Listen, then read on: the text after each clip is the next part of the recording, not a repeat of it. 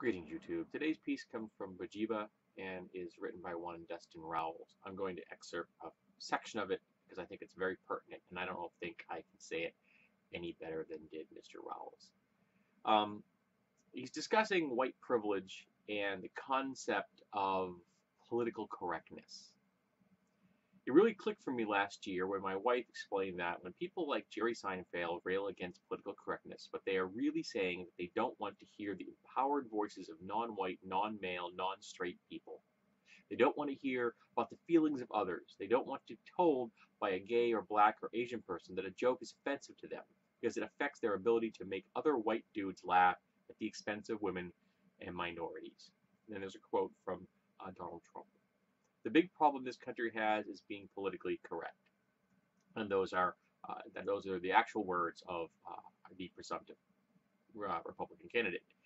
In that context, I better understand what Donald Trump was saying in the quote above. He's saying the big problem in this country is the empowered voices of women, gays, lesbians, black people, Muslims, and other minorities. The problem with this country, he is saying, is that voices of white men are being drowned out.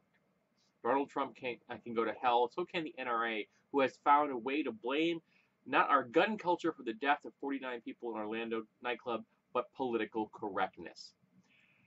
A quote from an NRA representative. The terrorists in Orlando have been investigated multiple times by the FBI. We had a government-approved security guard license with a contractor for the Department of Homeland Security. Yet his former coworkers reported violent and racist comments. Unfortunately, the Obama administration's political correctness would prevent anything from being done about it.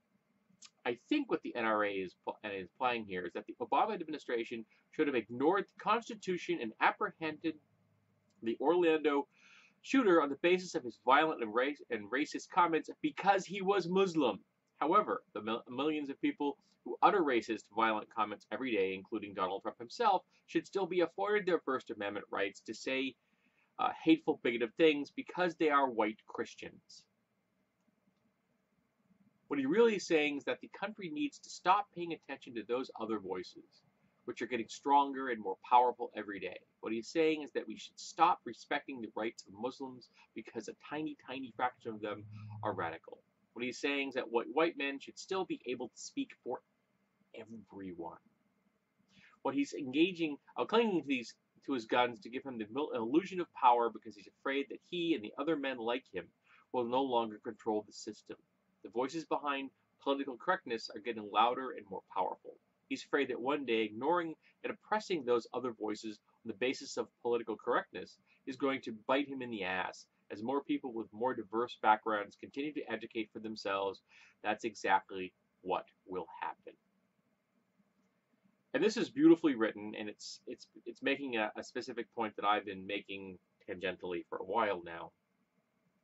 That the people in power right now, white, Christian, cisgender, straight men, can see the writing on the wall, even if it's just their subconscious.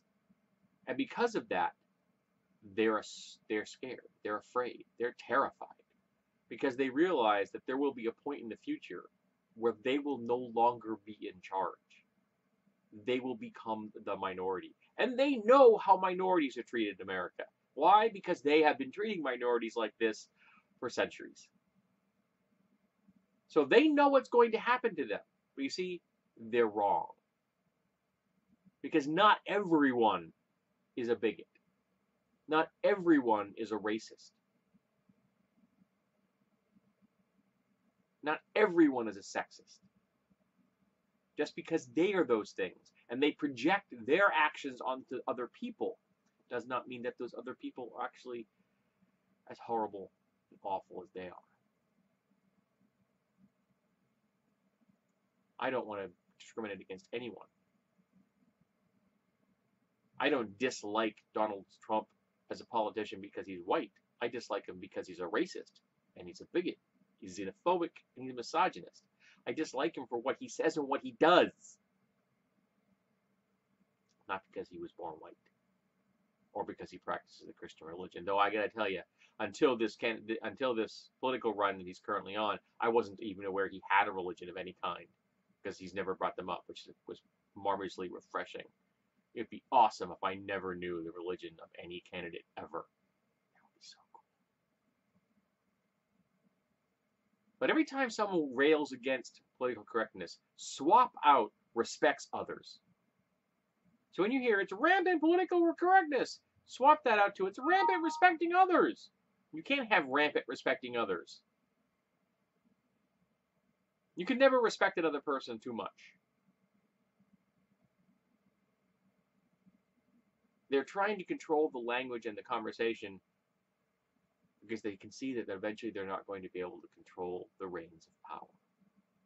So they're trying to do as much damage control now as possible to make sure that they will eke out every iota of authority as they can until the bitter end, because they are so afraid of what happens when they don't have it. So they hug their guns and they give the NRA free reign across America.